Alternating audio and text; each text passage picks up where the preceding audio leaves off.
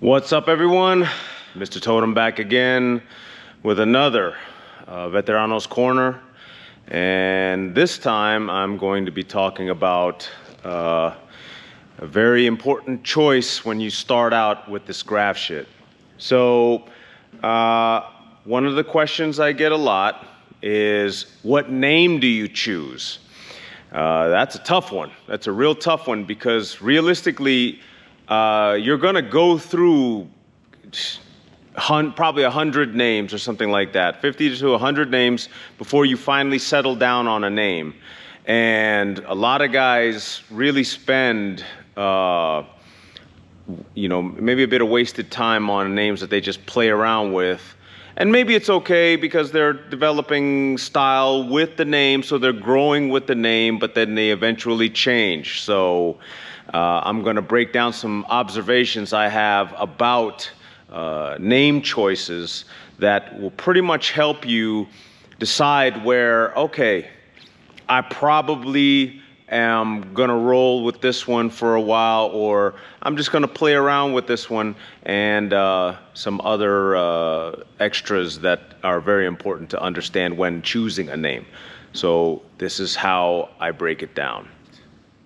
The way graffiti names work, the wisest decision is to keep your name from 5 letters and down, okay? I really don't like to go under 3, and I don't like to go over 5, mainly because of the time it takes to actually execute whenever you're doing it illegally when you first start out, and a good reason why, not having less letters, or having less letters rather, you have a difficulty really having fun once you've kind of developed a piecing style. It starts to be not enough. You start putting extra arrows everywhere and connections everywhere when it doesn't really need it, and it's mainly because the skeleton is really small. So I like 5 letters personally. Other people choose around 4. I see 4 quite, that's probably the most common, okay? So when you choose a name, right, there are different styles of name that you have to really kind of ponder on, because a good portion of it you have to realize if it's you or not, right? Everything's about finding out who is you. And, sometimes people choose names that a lot of times it just doesn't suit them, you know what I mean? Like you choose some tough name and you're a frail little guy, and people maybe have thought that you were going to be really big and bad, but you probably were skinny and frail. And hey, that's fine, but I do really believe that when you choose a name, it should be something that's, very easy to see that would be who you were. You get what I'm saying? It's kind of like back in the days, the rapper Cannabis, when he first came out, the way he rapped and the way his name sounded, Cannabis as in cannibal, it made you think that he was going to be some beast-looking dude, He was going to come out looking huge, like Busta Rhymes or something like that. But when he showed himself, he was all frail, and he looked like a decrepit monkey skeleton. So, it's very important for you to actually choose a name that's you're going to have to look at yourself in the mirror, and you're going to be like, okay, I think I'm, real small and quick. So then you should have a name like Dash or something, not Dash, but something like that, something quick, so Speed, Swift, something like that, right? And, there's a lot of names that have been taken, so it's going to be a real uphill battle. But, if you at least understand kind of these general structures of where these names are, it would suit you, okay? So let me break down some of these categories that I've observed over the years that a lot of people choose their names from. All right. Some of the first names that usually are chose are what I call the tough aggro names, all right?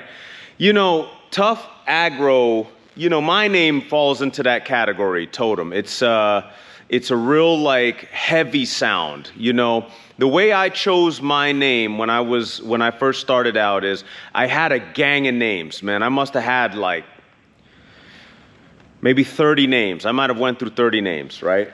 And how I came across the name Totem was I happened to be sitting down in the year 1990 on, it was Christmas, and I put my finger into a dictionary, and just so happens, crazy as this was, I put my finger in a dictionary, and the top of the page was the name Totem, you know, Totem. And I thought that was ill because the definition was to represent a clan or family. I felt like at that time I was very much about my family. I was very much about my friends. So I felt like that was, you know, to represent. That was dope, you know. And at that time, hip hop was really heavy on being you bring your own style to things, and that one was perfect for me at the time. That's how I felt, and I've been with that ever since. So that tough aggro name, if it suits you, if you are, you know, I don't want to say that if you're tough and aggro, but I would really think that you would probably have to decide whether it's like that. Yeah, you're that kind of person. Maybe you're not necessarily, you know, like you're some tough guy per se, but maybe you are, you know, a bit, you know, tenacious and spunky and all this kind of stuff like that. You know, you got a little bit of scrap to you. You know, there's nothing wrong with that. Then maybe scrap should have been your name. You know, having the term tough or aggro to define this particular category doesn't necessarily mean that you're some like, bruiser or some bully or something like that. It should be a name that's like, okay, you know, you really you're not really, you know, just some soft type of dude or whatever that decided to get tough. Oh, you ate a can of spinach and now all of a sudden you're tough. No, it doesn't work like that. It just kind of helps define that, okay, if you were a character, right? Because this is what it is, right? When you choose a graffiti name, it's almost like you're choosing a character, like as if you were like in a comic book or, you know, even like some of these video games or whatever. Like the name should be very representative of you, like of your personality type. And if you choose a name that's tough and aggro, you know, some of those names you've heard before, like Crash or Bruise or Virus, or, you know, like some of these kind of like really, you know, mean, Revoke, like some of these really mean, Sever, you know, some of these really mean sounding names. They sound fucking awesome. They sound rad. And, you know, if that rings true to you, I would suggest going to, you know, the dictionary or going to thesaurus.com and, you know, maybe exploring some of the words. Here's the thing with some of those tough guy aggro names. They don't have the best letters in them, okay? And you're not choosing that name because of its letters per se, but it might be more about how it makes you feel as an artist, as a writer, as a person, if it helps define who you were.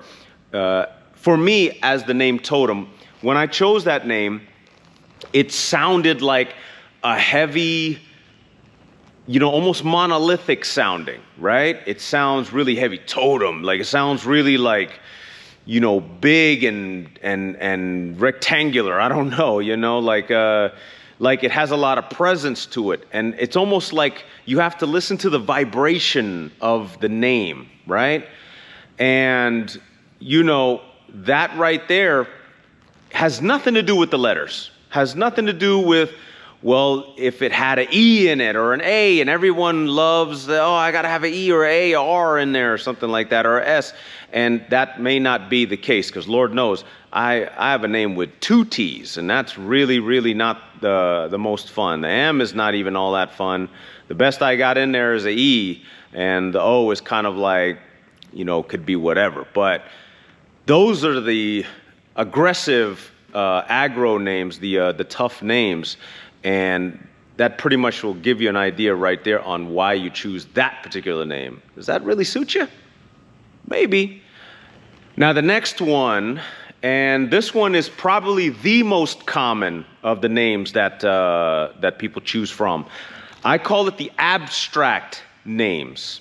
Now from the aforementioned names, the tough aggro names, which does not involve the letters, it involves the emotion and the atmosphere of the name. This particular abstract one is most of the time solely the letters. Okay, so these are the ones, you heard these joints before. You heard these, and you might have heard them so much it's like played out for you and stuff like that, which it normally is for me. The abstract names are like sec, or res, or, sen, or something like that. These names where they choose where it's got an S, it's got an R, sir, or something like that. E is always in it. It's always those kind of names those are the ones that you could tell the people they chose those names is because they just wanted to eventually get to piecing and get fresh with what those letters could do. Got it. That's cute. That's real cute, I particularly don't like those type of names, and don't get me wrong, I'm not throwing shade on you if you got a name like that. I mean, realistically, if you're rolling around with a name like that, it's kind of like you're going to fall into the category of a gang of other dudes who are thinking the exact same things. Oh, I write Murr. And like now there's like, oh, you're a Murr from Detroit. Or now, oh, there's another Murr in San Diego. Like, look, dude,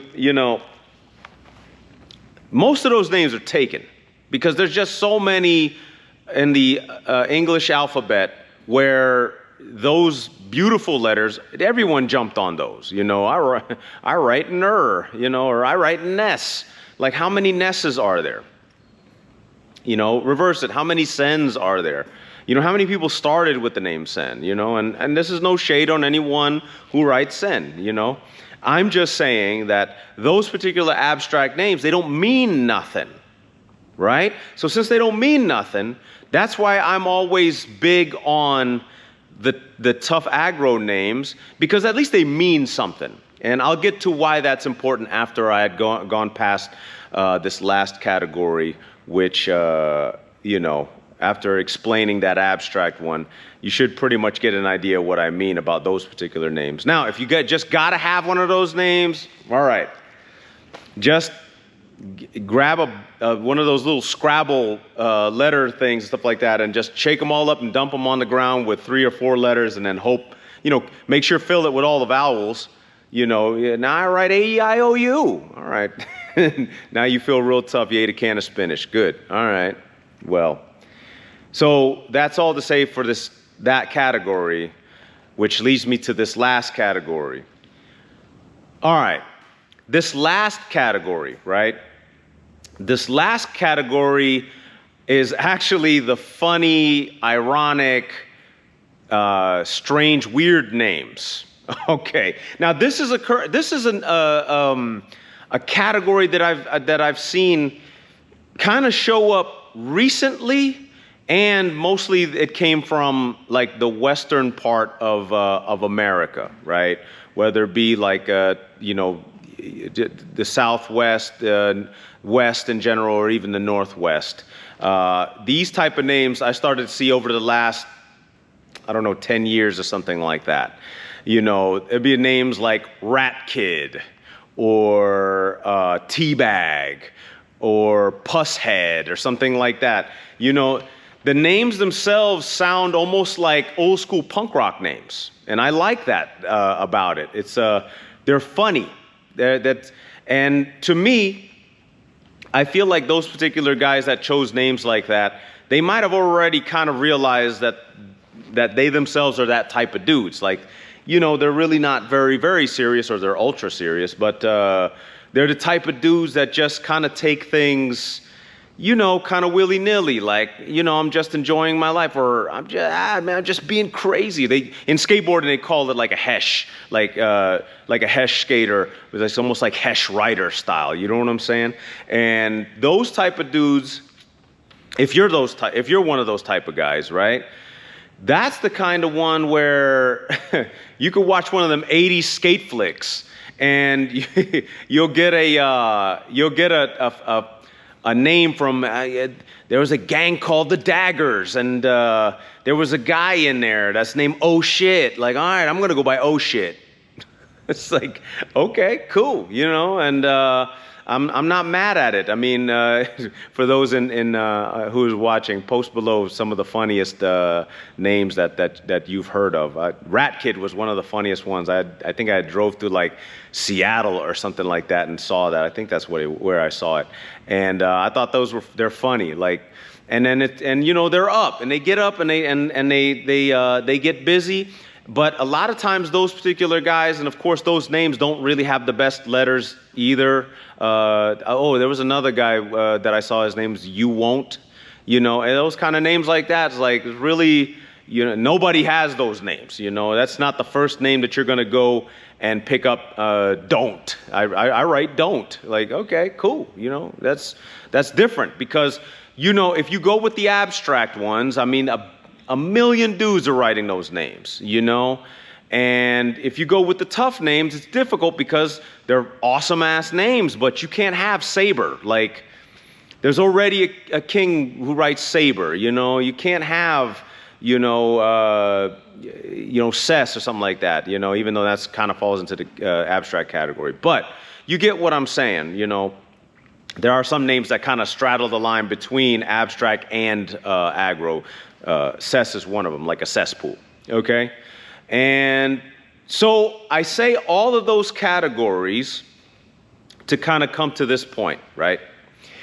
Why do I think it's important for you to choose a name, right? To choose a name, you know, hey, there are many names that you'll go through, but then eventually you'll find yourself with that one name. Well, you know, to me it's similar to being married, okay? I've been with my wife 26 years, okay? Before my wife, I had my relationships, I've had more than my share. I've had my share, okay? I consider my amount reasonable and fair, okay? And what have I learned from each one of those ladies that I've had a relationship with is that each one have taught me what I want out of my life with someone that I'm committed with, okay? Now, why is that important? I can get everything I need out of the one person. How she looks, how she acts, her personality, how she cooks, you know, how she's built, all those kind of things like that make me happy, right? When it makes me happy, I feel at one with her. When I'm at one with her, I need no one else. I don't need no one else. I don't need to, you know, I can admire one walking by just like anyone else. You know, but my commitments are solid. I'm very... The way I am as a person, I truly believe that you should commit. Make the decision and commit. Why? Why that's important, right? So why that's important is eventually commitment fosters heritage. It fosters your heritage and, your legacy, right? So when you choose a name that doesn't have your full commitment to it, everything you developed with that name will be lost once you switch it to another. So if I spend my life with this woman and I put my commitments with her, we build a business together, and then I eventually have kids with her, if I break up with her and go with another woman, my children, the things that we put together, we fostered together, the house we made, all that, it's gone. It's gone. The effort was for waste. And yes, you could tell yourself all your little excuses on how that's, yeah, whatever. This is what I think, all right? So what I find, right, is when, okay, I'm going to start out with the name Dense. Okay, you got the name Dense. Maybe you might have been dense when you were 16. Are you the same dense at 46? Maybe. But maybe you might have grown wise. Maybe you might have evolved. Maybe you might have learned quite a few things and got better as a person, and you're not quite dense anymore, right? Just in case anyone who doesn't know, dense doesn't just mean thick. It also means thick-headed, okay? And you basically mature into the name you choose. When you choose that name, also, you develop a style with it because of the commitment. I really believe that when you choose that feeling, that defining name, the style grows with it, and it literally becomes you, like everything about you. The way I am, if you see me from a distance, totem they go, yeah, that's definitely him right there. Because I've embraced every aspect of what my name meant, how it sounds, how it looks, all the styles developed from it, where I come from, what my belief system is, all those kind of things like that does not get removed from a name. It does when you flip-flop, okay? The time I spent with my wife, all the wisdom that I've imparted on her, and all the loving and caring that she's given back to me, it's very similar in the name. Very, very similar. So those reasons right there is the reasons why you should choose a name, because the 16-year-old you, kid, the 16-year-old, I'm going to choose a name right now. All right, I'm going to choose the name Zerk. All right. You may one day, if you're lucky, you may be 46. You may be, you get 26, you're lucky. You get 36, 46. If you're lucky, 56, 66. Next thing you know, you're finding that, man, I did not give up writing. And I don't know, maybe, you'll become a legend. Maybe you'll become like, one of the kings of where you're from. Do you want to have changed your name so much that no one remembers you? Look, if you want to play with other names, there are such things as ghost names. But until that time, until you find where you can play with ghost names, stuff like that, choose a good name, okay? Choose a real good name. Now, some of the best names that you've ever heard out there are probably kings now. They themselves are probably legends now, right? Think about how that matters if you look at time in a long line that you start, from when you start all the way till, when you pass away, And if you can feel me on this, drop a comment below. Let me know of some of the people's names that are just, yes, it's legendary. I mean, how do you not mention Scene or something like that, right? So yeah, choose a good name. Make sure that the name that you choose is going to be something you're going to be all right with for the long haul. But if you're not in it for the long haul, hey, I'm just talking to the wall. Thank you very much for watching. Do me a favor, all that stuff that they talk about, the like and subscribe nonsense or whatever, man. Do me that favor, all right, man? Y'all take it easy, all right? Mr. Totem out. Peace.